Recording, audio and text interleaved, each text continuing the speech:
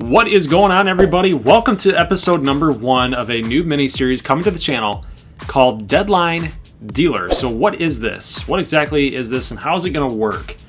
Well, the rules are simple, guys.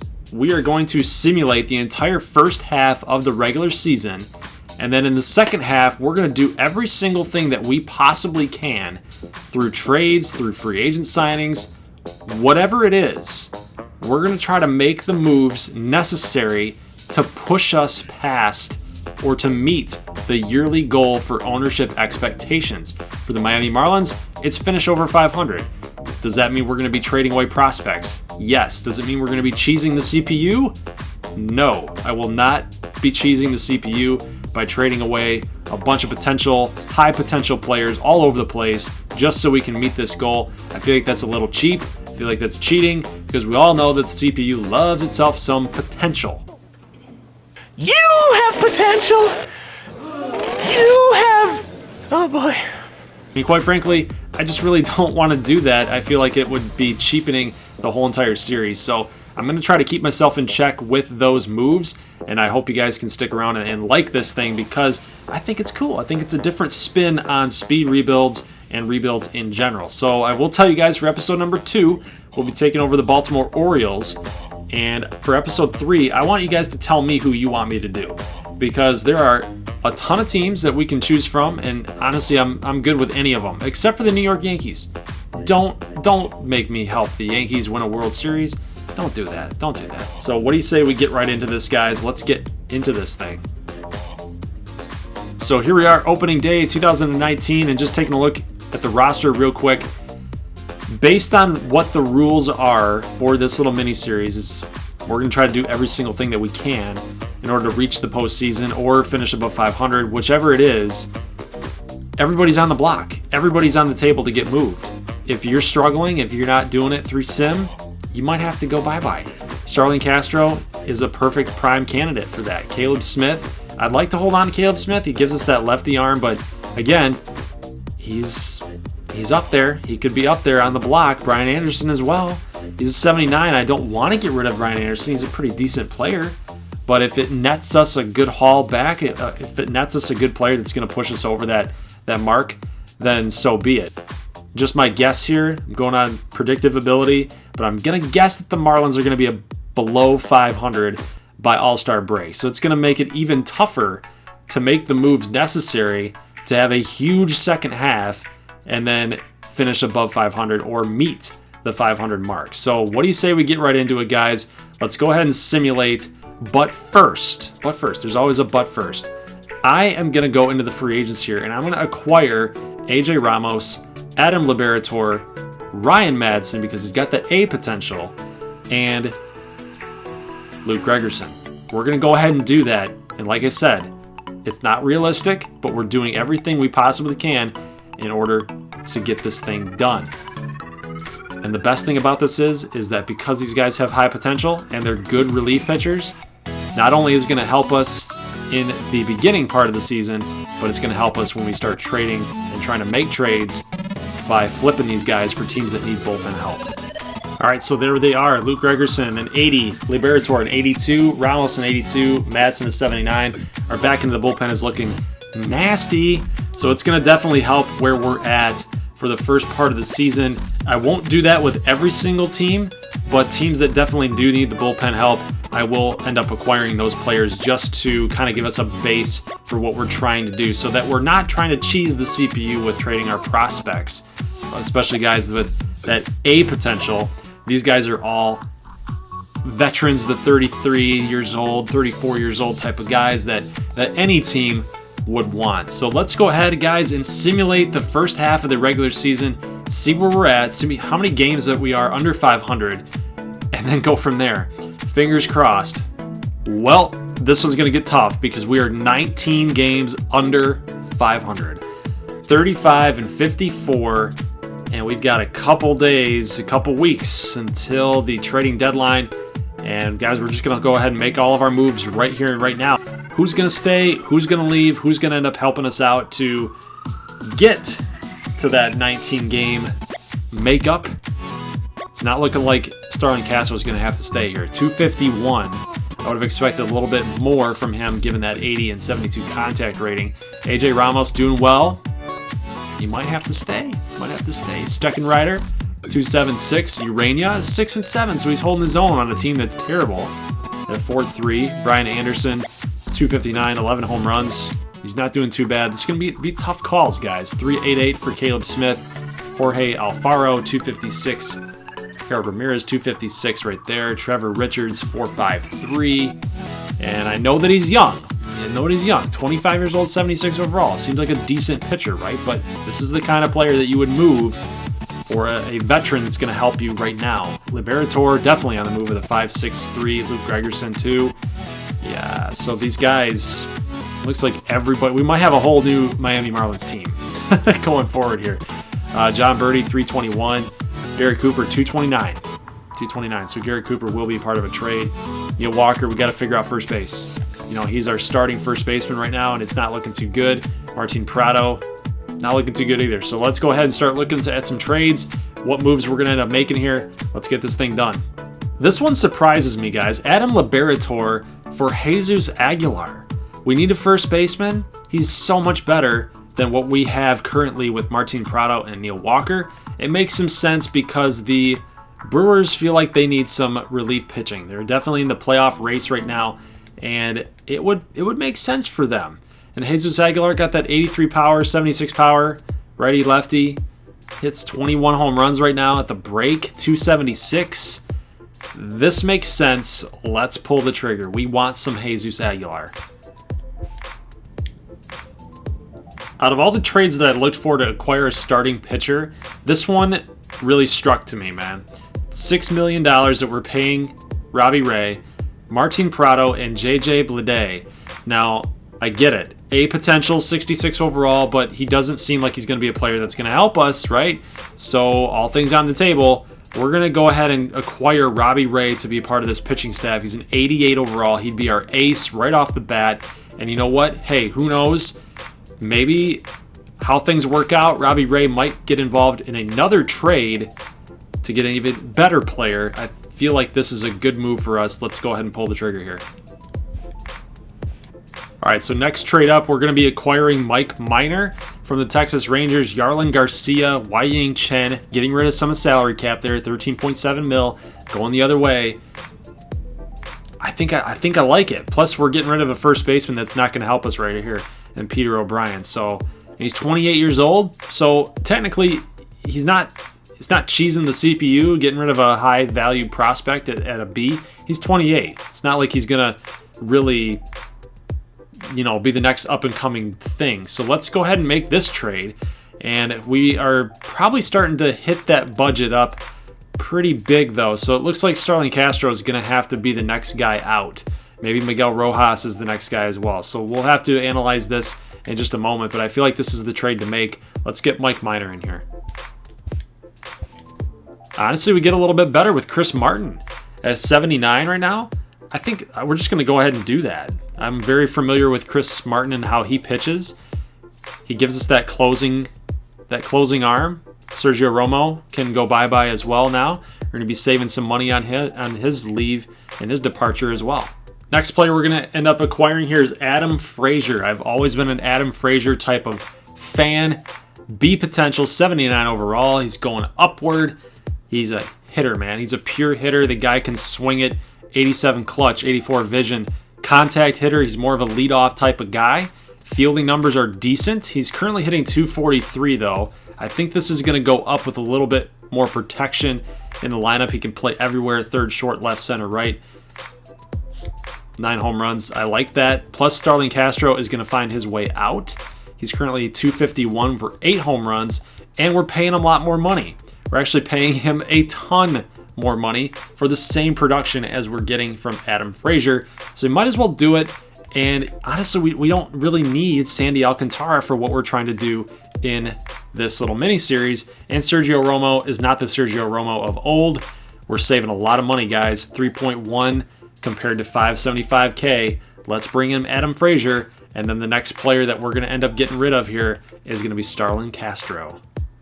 Looking at this trade right here, guys, This is obviously, it would cheese the CPU hardcore. Starlin Castro for Steven Souza and Adam Jones. He's not the same Adam Jones, and Steven Souza is obviously not the best hitter in the world. He's more of a power type of player. But I think I like it. I like it, and I think we're going to do it, except we're going to add on to this trade so it's not, so much given up one way. So they say that they need a right fielder, but they're going to give 2 right fielders away. Let's give them JT Riddle. So Starlin Castro, JT Riddle for Steven Souza and Adam Jones. I feel like this makes sense. Plus, we're saving $1.4 million in the deal. It makes sense. We need a right fielder. Garrett Cooper's not cutting it. Adam Jones would be your right fielder, or he'd even play center field. And either way, he's good defensively. He's a good hitter. He's doing well. 285, 13 home runs. And Souza hasn't even played yet, but I feel like this is a good trade for us. Let's go ahead and do it. All right, so by the looks of it, guys, we still need some power. Our pitching staff looks like it's going to be pretty decent. I don't know, though. I don't know if it's going to be able to push us over the top by 19 games. So we need to make a splash. We need to acquire a big-time power hitter to push us over the top here. Robbie Ray, Minor, Urania, Caleb Smith, Trevor Richards. It's a decent starting 5 that'll get you through. The bullpen looks like it's pretty decent as well. But when we look at our catcher spot, it's a 78. Jesus Aguilar, 79. Frazier's going to be a contact guy. Brian Anderson doesn't give you a lot of power. Miguel Rojas doesn't give you a lot of power. The only real power that we have out in the outfield even is Curtis Granderson, Adam Jones, and Souza. And I don't know if Souza's going to start out there in right field. I'm putting Adam Jones in center. We need a big time bat. Like these guys can give us what we need, but I'm looking for more because we've got to get over 19 games. We got to make up 19 games. So let's go and consider a big time power hitter. All right, guys, so we're going to actually go after Chris Davis. Yes, I know, $16.5 million for him, though. But we're giving up Monte Harrison, man. And one of our top prospects in the organization, along with Garrett Cooper, it seems like a good move because we're going to have in center field Rosel Herrera, and then in left field, we're going to have Chris Davis, and then in right, got Adam Jones. It's a pretty decent outfield out there. It's going to add a lot more pop to this lineup, especially with acquiring Jesus Aguilar. I don't know if it's going to get us above 500, though, but I think it's a good deal. It makes sense for us, given the need for power hitting. I still think we need one more move. I really do. I feel like we need to round this lineup out. Our pitching staff, look at how much better we just got. Robbie Ray, Chris Davis, Mike Minor, AJ Ramos. I feel like we're still in need of a couple more pieces, and I feel like it might have to come down to pitcher. Our bullpen, I feel like, is okay. It's good enough. Catching's fine. First base is good. Second's good. Third's okay. I think it's shortstop. It's shortstop in center field. So the next trade we're going to make here is Eliezer Hernandez and Adam Conley for Chris Taylor. He can play shortstop for us, and quite honestly, he's a lot better of a hitter, and he's more versatile than Miguel Rojas. And I really like this move here because, yeah, he's a little more expensive by $200,000, but given that his defense is a little bit better, I think I like it. The arm accuracy for Rojas is better than Chris Taylor, but his hitting with power, discipline, durability, the speed at a 75 compared to 40 speed for Rojas.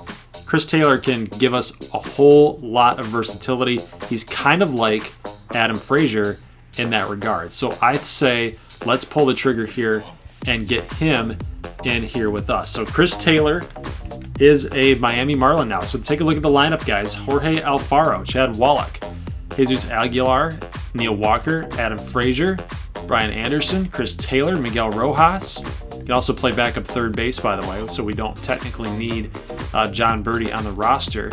Chris Davis out in left, and Adam Jones out in center, and then right field. We'll have to determine that. Maybe even we could put Chris Taylor in center field and have Rojas play shortstop. So again, we've got more versatility now than we had before. I still feel though that we need one more pitcher. We got 2 left-handers at the top of our rotation here. We need another right-hander. I say let's bookend this thing. Let's go after that right-handed pitcher and get it done. Guys, Steven Souza is actually pushing this trade over the top for whatever reason with that D potential. I guess they like his power numbers, I guess, but it's really helping us because now we're shaving cap, we're cutting that off, and we're getting Kenta Maeda, guys, for Cameron Misner at the center field spot. So you guys can see his stats here, 63 with a B potential. You got to pull the trigger, man. You got to pull the trigger. So now the roster looks like Robbie Ray, Mike Minor, Kenta Maeda, Caleb Smith, and Trevor Richards, and Jose Urena. Perfect. I love that rotation right now. AJ Ramos, Drew Steckenrider, Nick Anderson, Luke Gregerson. Money. Chris Martin at closing pitcher, Alfaro, Aguilar, Frazier, Anderson, Chris Taylor, Miguel Rojas, Chris Davis, Adam Jones, and Wright. So here's the next trade we're going to make, guys. AJ Ramos, Nick Anderson, and Caleb Smith. Yes, Caleb Smith is going to be on the move, and I feel like as the number 5 starter for Caleb Smith, getting Whit Merrifield actually helps more than what Caleb Smith is going to be able to do with us here in that number 5 spot. So we can swap out Trevor Richards in that number 5 spot right there, and I feel like this is going to definitely help our offense, getting Whit Merrifield in here. So let's pull the trigger. Nice, we did it. Let's go ahead and look at the lineup right now. Got Whit Merrifield playing right field, Adam Frazier at second. Now I guess you could flip these guys here. You know, Merrifield's got some pretty good reaction. Chris Davis playing left field. That's okay. That makes sense to me there. Out there, but I think that this lineup is looking a lot better than it was before. So let's go ahead and take a look at the pitching staff: Robbie Ray, Mike Minor, Maeda, Richards, and Urena. So I like where we're at. So we're 19 games under 500. We're gonna have to win 20 more games than we lose, just to be above 1 game above 500 throughout the season. So best of luck, right? We're starting to win some games here, 9-8, 9-4. Offense is starting to come through a little bit. I like it. We're playing some 500 ball by the looks of it. We're starting to win more games. Our offense is starting to score, which is good. I don't like those 2 losses right there, but nice little winning streak here in the AL East. Ooh, we're getting hot. We're getting hot, guys. Come on, keep pushing. Keep pushing, baby. Come on. Ooh, that Cincinnati series kind of sucked, but the Royals are interested in offering us. Nope, not interested. Not interested in that. We're 62-73, so we have pulled within 11 games of 500. 11 games within 500. I don't know if we're going to get there. I really don't. Let's go ahead and keep on simming. Got a loss there. It's now 12 games under. Yep, it doesn't look like it, guys. Unless we get on a random winning streak here, a big-time one. Nope. So we made 75-87 was our final record, which would be good for 12 games under 500. So we did not reach our goal. But you know, that's a really hard thing to do, is being down by 19 games, and we got it to within 12. So in review, guys, we just did not get it done. We were 12 games under 500. We picked up 7 games throughout the course of the second half. Remember, we were down by 19 games to be in 500. And, you know, we had a better season than the 2018 Miami Marlins. And we definitely traded our way to a better roster. And I'm sure that you guys are wanting to take a look at the season statistics for all of our players here. And we do not have that because we're currently in the playoffs. So I'm going to actually go into the roster and take a look at that, because we want to know. We want to know how everybody did. So Jorge Alfaro, 20 home runs at catcher, 266. That's a pretty good performance. Jesus Aguilar finished the year with 34 home runs, 265. It's a good performance there for him. Neil Walker hit 240. 3 home runs, 13 RBIs. How many at-bats did he have? 167. Yikes. There's no power in that bat. Adam Frazier actually got a boost from his overall. He's up to an 83 overall right now, guys. So he hit 277 with 15 home runs. So all he needed was some playing time. And he did well. He did well in that playing time. Brian Anderson now up to an 83. So I'm glad we gave him a shot. We kept to him. We kept him in the starting lineup. We held on to him. 22 home runs, 79 ribbies. That's a career year for him so far. And he looks like he's going to be a good one. Chris Taylor is up to an 83. Hit 295. He also hit 20 home runs. So I really do feel like if this roster were put together and had a full season to go, we might have just been over 500. So I guess we can take, I didn't mean to do that. I guess we can take solace in that fact that, this team that we put together here could end up being good for a little while at least. 279 for Chris Davis, hit 34 home runs. I can't complain with that. Harold Ramirez, 244 for 14. So I think the protection of the lineup, the added protection, really helped a lot of our hitters get to double digits in home runs. Rosel Herrera only had 6, but he had 32 ribbies, hit 239, 358 OBP is pretty dang good. He's got a lot of things to work on, though. Whit Merrifield finished the season at 285, also had double-digit home runs, 33 stolen bases, 351 OBP. He's up to an 85. And then Adam Jones, 282, 19 home runs, just missed the 20 home run mark. Let's take a look at the pitching. Robbie Ray finished the season 15-9. That's really good. 3.11 ERA with a 1.4. Nice. 200. What was that? 245 strikeouts. Holy crap! Robbie Ray was awesome. He was awesome. Mike Minor. Take a look at his numbers. 236. He went 17-6. This is a good team, man. We just built the Miami Marlins in the second half like it was nothing. Holy crap. 375, 119 for Kenta Maeda. 160 strikeouts. He went 9-6, so he went positive. Jose Urena, 7-13.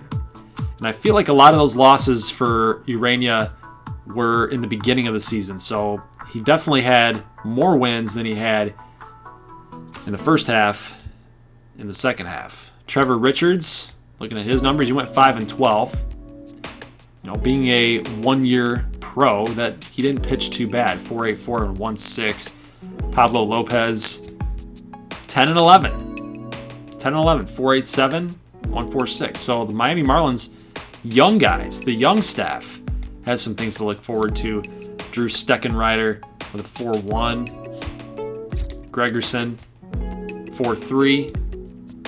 What was that? He went 0-7. I guess that's 7-8. 7-8. Sorry. Austin Bryce, 6-3 with a 3.5. So ever since he had gotten called up, he was pitching well. Julian Fernandez, 3-2 with a 5 ERA. So just looking at it here and looking at the season statistics, I truly feel like had we had this entire team in 2019. Might have been a good one.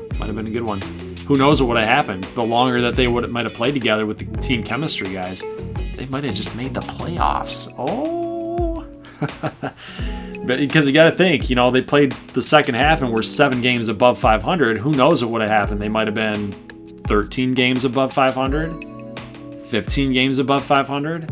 I think that probably would have made it. Look at this. The Braves were 16 games above 500, and they made the playoffs at 89-73. So if you at least doubled that production up, 7 games above 500 in the second half, if they had done that in the first half, maybe even had 10 games above 500 in the first half, we would have been in the playoffs, guys. So that roster was a good one. I'm happy with the job that we did. Leave a like if you like this thing, and if you're excited about the Baltimore Orioles Deadline Dealer, episode number 2, next time, leave a like if you like it. See you guys in the next one. As always, peace.